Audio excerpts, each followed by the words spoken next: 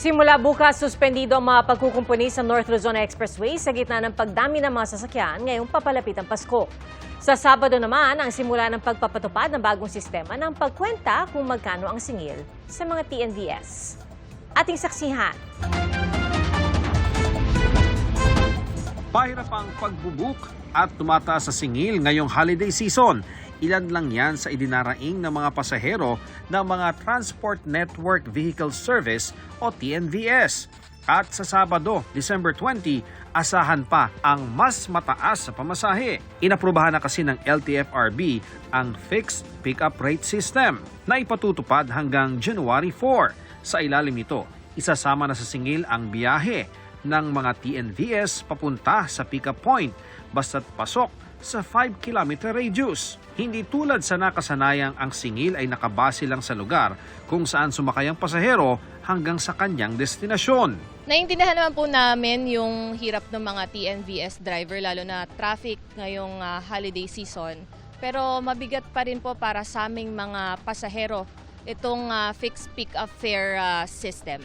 Bukas at sa weekend din, inaasahang daragsa ang mga pasahero sa bus terminals. 3 bus station sa EDSA Cubao ang ininspeksyon kanina ng mga opisyal ng DOTR at MMDA. Nagsagawa rin ng random drug test sa mga bus driver ang mga tauhan ng LTO. Maganda naman ito para at least yung mga gumagamit talaga, mahuli nila at siguradong safe yung pagmamaneho sa biyahe. Once na mag-positive yan ngayon, dito, iko-confiscahin namin yung driver's license para hindi yan makabiyahe. Magpapa-showcase kami ng hearing. Pag napatunayan doon sa hearing na talagang siya ay nagdodroga, revoke yun.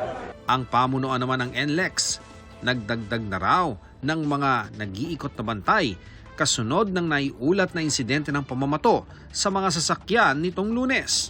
Hindi bababa sa 5 bus ang magkakasunod na nabato sa bahagi ng Burol Underpass sa NLEX northbound Balagtas exit. After the incident, nag-coordinate kami with the Barangay Burol, Balagtas, Bulacan. May nahuling bata na may tirador. Nakakitang ginagawa niya yung pang-titirador. Together with our security team, nag-blatter po dun sa barangay. Bakit daw naninirador siya ng bus? I think, bata siguro kala niya, hindi niya alam yung effect ng paninirador niya.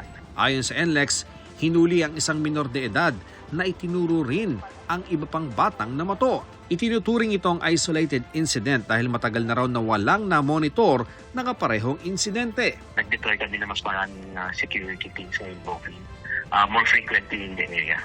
Magdaragdag din ng patrol, teller at incident responders kaugnay sa dagsa ng mga biyahero sa mga probinsya mula bukas hanggang January 5, 2026. Mula bukas ay suspendido rin muna ang mga road work at magpapatupad ng counter-flow lanes mula alas 5 ng umaga hanggang alas 8 ng gabi. Pwedeng ma-extend kung kailangan. In case po na talagang gagamitin po nila, instead of using yung on-ramp ng Skyway Stage 3 dito sa may Balintawak area, doon na lang po sa Bonifacio area yung on-ramp po ng Skyway Stage 3. Inanunsyo rin ng NLEX ang libreng toll sa NLEX, SCTEX at NLEX Connector mula 10 p.m. sa December 24 hanggang 6 a.m. ng December 25. Pati na mula 10 p.m. ng December 31 hanggang 6 a.m. ng January 1. Para sa GMA Integrated News, ako si Ian Cruz, ang inyong saksi. Sa December 29, plano ipadala kay Pangulong Bongbong Marcos ang panukalang 2026 National Budget na inaprubahan na ng BICAM. Saksi, si Bea Pinlac. Sa ilalim ng National Expenditure Program o ang panukalang budget na isinusumite ng ehekutibo sa Kongreso sa pagsisimula ng budget cycle, mahigit 880 billion pesos ang budget ng DPWH para sa 2026. Pero matapos pumutok ang eskandalo sa mga flood control project, tinapyasan ang mga proyektong locally funded. Kaya naging mahigit 624 billion pesos na lang ang ipinasa ng Kamara. At sa Senate version, bumaba pa yan sa mahigit 570 billion pesos. Nauwi pa sa deadlock ang usapin ng budget ng DPWH sa BICAM matapos umapela si DPWH Secretary Vince Dizon na ibalik ang 45 billion pesos na tinapyas ng Senado. Sa huli, 529.59 billion pesos ang ipinasang budget ng BICAM para sa DPWH. Ayon kay Senate Finance Committee Chairman Win Gatchalian, 20.7 billion pesos ang nakompute na savings nang i-apply ang Construction Materials Price Data o CMPD na ibinigay ni Secretary Vince Dizon. Ang CMPD ay batayan sa pagtaya kung magkano ang materyales na gagamitin sa mga proyekto gaya ng bakal, asfalto at iba pa. Confident po ako sabihin na wala nang overpriced na materyales sa loob po nitong budget na ito. Indeed, malaki ang dapat tapyasin. At nung kinumpute nila, sinama na rin yung hauling, ibig sabihin yung tracking, logistics ng materyales na kasama dapat sa costing. Ayun, lumalabas hindi 45 kung hindi 20.7 ang overprice. Sa 20.7 billion pesos na savings, 16.5 billion pesos ang inilipat sa PhilHealth at 4.25 billion ang napunta sa National Disaster Risk Reduction and Management Fund na ginagamit tuwing panahon ng kalamidad. Every year, ang remittance to PhilHealth from Syntax kulang yan. So this year will be the first time na kompleto siya. No, at 63 billion, if I'm not mistaken. Tapos yung additional pang 60 billion na ibinalik dahil sa Supreme Court ruling.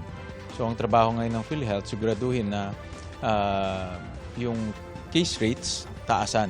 Sabi noon ni Dizon, magkukulang ang pondo para sa halos 10,000 proyekto kung hindi ibinalik ang 45 billion pesos. Pero sabi niya ngayon, pagkakasyahin na lang ang pondo. Okay lang yon. Kasi naniniwala ako, naniniwala ang Pangulo at naniniwala din ang Kongreso na ang importante sa budget ay maglinis siya at ma-implement siya ng tama. Kabilang naman sa nadagdagan ng pondo ang Farm to Market Road sa ilalim ng Department of Agriculture.